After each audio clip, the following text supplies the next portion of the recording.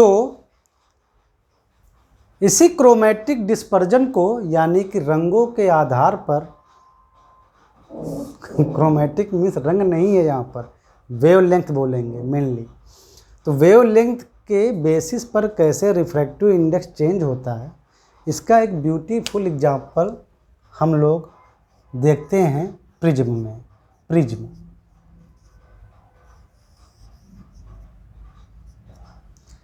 तो आप लोगों का इस न्यू एपिसोड में बहुत बहुत स्वागत है, और हम आज प्रिज्म के बारे में देखेंगे।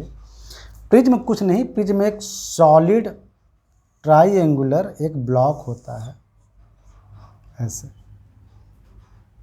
एक तिकोना टाइप का एक कांच का एक ब्लॉक होता है। कांच का जनरली हम लोग बनाते हैं, अब जिस मैटर का भी हो, बस वो ट्रांसपेरेंट होना चाहिए, ट्रांसपेरेंट होना चाहिए, और इसे तिकोना है मान लो। तो अब हम इस पर वाइट लाइट यहाँ पर डालते हैं। क्या डालते हैं? White light.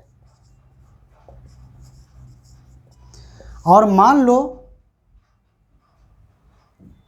यहाँ पर हमने इसे वाइट लाइट डाली, ये लाइट अंदर गई, जो भी तरीके से रिफ्रैक्शन हुआ हो पता नहीं, बाहर आई, उस पर देखते हैं।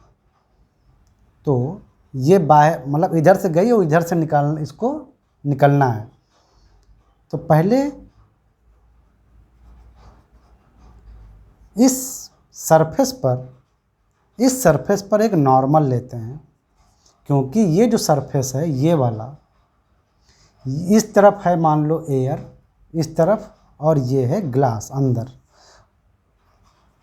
तो ये जो बाउंड्री है, इसको थोड़ा अगर नाम दे दो आप, बी।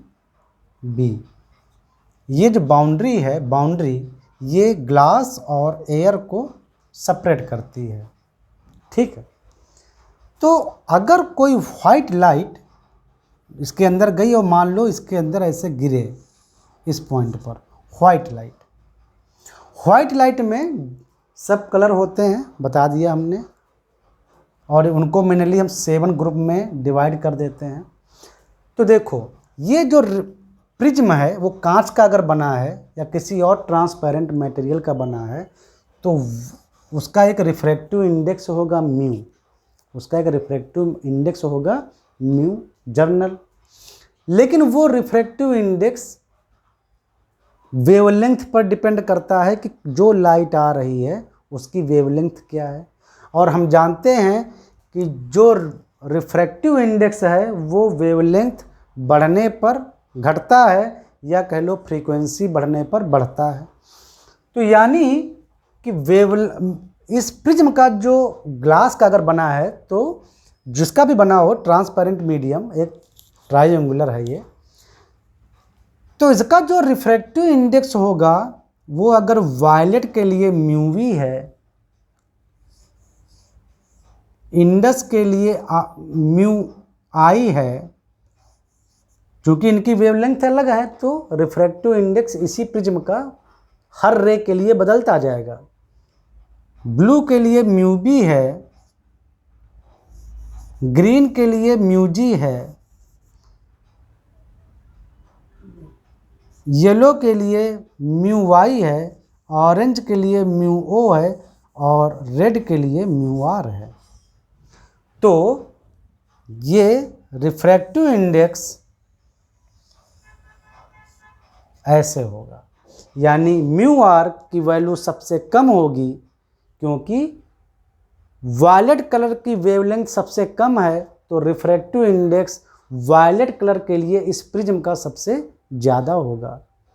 या कह लो वायलेट कलर की फ्रीक्वेंसी सबसे हाई है, तो रिफ्रैक्टिव इंडेक्स इस प्रिज्म का जो रिफ्रैक्टिव इंडेक्स है वो वायलेट कलर के लिए सबसे हाई होगा। तो कुछ ऐसा मिलता है हमको।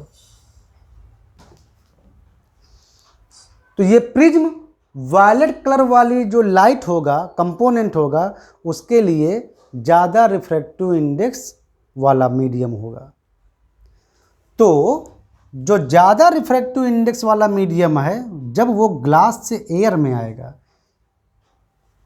हाई रिफ्रैक्टिव मीडियम से लो रिफ्रैक्टिव मीडियम में, तो जितने हाई से लो में आएगा वो उतना ही दूर जाएगा नॉर्मल से। तो यानी वायलेट, ये पूरा वाइट कलर लाइट है, इसके अंदर सब लाइटें हैं। कौन कौन सी?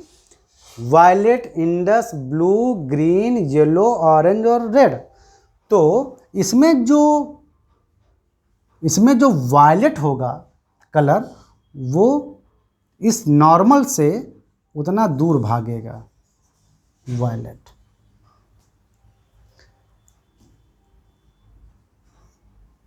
ठीक है, वो उतना दूर भागेगा। थोड़ा और भगाते हैं क्योंकि हमको और भी कलर दिखाने हैं।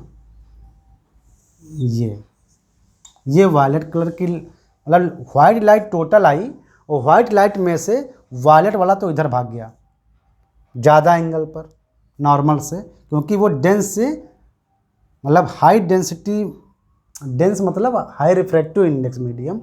तो अब हम डेंसर और रेयर मीडियम अगर इस्तेमाल करें ऑप्टिक्स में, तो आप समझ जाइए कि हम dense means high refractive index और rare means low refractive index medium की बात कर रहे हैं। तो इसमें जो वायलेट होगा वो नॉर्मल से ज़्यादा एंगल पर डेविएट होगा, जाएगा।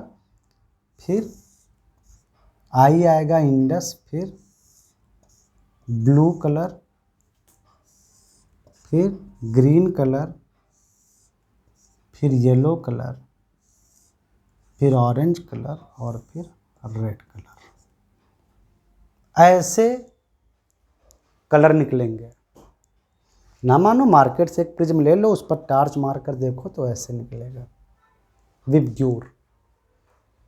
ये तो मिक्सचर आया कलर्स, सभी कलर लाइट्स का मिक्सचर। वाइट लाइट मैंने मारी और ये प्रिज्म को लो, सन की रोशनी में लगाओ ऐसे, और आपको डिफरेंट कलर दिखेंगे, क्योंकि रिफ्रैक्टिव मीडियम सब कलर के लिए डिफरेंट है। समझ में आया? तो जो बरसात में आपने देखा होगा रेनबो बनता है, रेनबो। तो रेनबो में जो छोटी छोटी जो बूंदें होती हैं पानी की, वो भी एक प्रिज्म के जैसा काम करती हैं। जो ये आसमान में जो बरसात होती है ना जब, तो आसमान में छोटी छोटी बूंदें तैरती रहती हैं पानी की, जो मतलब इजली ज़मीन पर फॉल नहीं होती हैं, ऊपर बुयांस होती रहती है, मतलब फ्लोट होती रहती है एटमॉस्फेयर में एयर के साथ। तो ये वाटर की अगर बूंद है तो आपको बिल्कुल प्रिज्म की तरह थोड़ा थोड़ा बिहेव करेगी। इस वाटर की ये जो वाटर की जो बूंद है ना, बहुत छोटी होती है और ऐसी करोड़ों बूंदें फैली रहती हैं आसमान में।